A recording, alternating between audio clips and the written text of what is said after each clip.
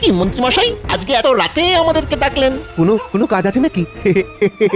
শোন, এতদিন তোদেরকে দিয়ে যা কাজ করিয়েছি ওসব চুনোপুটি কাজ, কিন্তু আজকে যে কাজটা করাবো সেটা করতে পারলেই রাঘব বোয়াল। হ্যাঁ, আমরা কি ওই ঝুড়ি কোদাল নিয়ে বোয়াল মাছ ধরবো মন্ত্রীমশাই? তার নামটাই শুধু ঘটা, কিন্তু তোর ঘটে এতটুকু বুদ্ধি নেই। আপনি আমাকে বলুন মন্ত্রীমশাই, আমি সব ব্যাপারটা একাই সামলে নেব। না, এই কাজ একা একা করতে পারবি না, তোদের দুজনকেই করতে হবে। আর করতে পারলে তোদের আর ভবিষ্যতে কোনো কাজই করতে হবে না, সারা জীবন এই কাজের ওপর ভিত্তি করেই রোজগার হতে থাকবে। কি কাজ বলুন মন্ত্রীমশাই?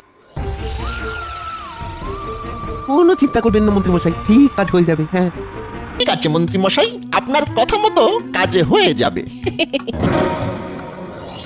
বেশ কিছুটা দূরে একটা ঝোপের ধারে সুড়ঙ্গের মুখ পাওয়া গেছে। বেশ, তাহলে এবার আমাদের কাজটা শুরু করতে হবে। কি বলো গোপাল? হ্যাঁ শোনো, প্রহরী আর আরেকজন মিলে একটা বড় পাথর নিয়ে প্রস্তুত থাকো, আর দূরে লুকিয়ে লুকিয়ে অপেক্ষা করো। আর ওই সুড়ঙ্গের চোর ঢুকলেই ওই পাথরটা সুড়ঙ্গের মুখে চাপা দিয়ে দাও, আর আমাদেরকে খবর দাও।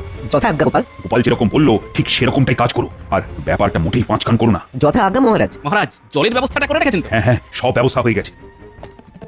মহারাজ মহারাজ মহারাজ, চোর ঢুকেছে। কি চোর? বটা আর ঘটা, আপনি আপনি কাজ শুরু করে দিন। হ্যাঁ, আর তুমি যাও গোপালকে ডেকে নিয়ে এসো। কি রে ঘটা, সুরঙ্গের ভিতরে জল আসছে কোথা থেকে? কিছুই তো বুঝতে পারছি না রে। হ্যাঁ, জলটা তো মনে হচ্ছে ওই সিন্ধুকের ঘর থেকে আসছে। তার মানে আমাদের পরিকল্পনা মহারাজ ঠিক বুঝতে পেরেছে। এবার আমাদের কি হবে রে বড়া? ওরে ডুবে যাচ্ছি রে। ওরে, ওই ঘর থেকে আলো আসছে, ওদিকেই আমাদের বেরোতে হবে। নইলে তো আমাদের শরীর সমাধি হয়ে যাবে রে। চল চল চল, ওই দিক থেকে বেরোবো।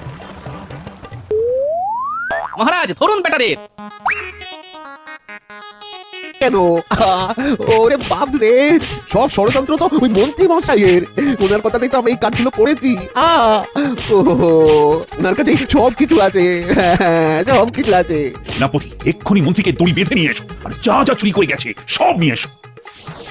এবারে কাজ করো, এদের তিনজনকেই একসাথে সুড়ঙ্গের ভেতরে ঢুকিয়ে দাও। একদিক পাথর চাপা দিয়ে বন্ধ করা আছে, আরেকদিকেও পাথর চাপা দিয়ে দাও। মহারাজ, ভুল হয়ে গেছে মহারাজ, আমাকে আমাকে ক্ষমা করে দিন না লক্ষ্মীটি, আর কোনোদিন করবো না। চলুন মন্ত্রী মশাই, আজ থেকে সুড়ঙ্গতেই থাকবেন, চলুন। হ্যাঁ, আর কোনোদিন করবো না, আর কোনোদিন করবো না।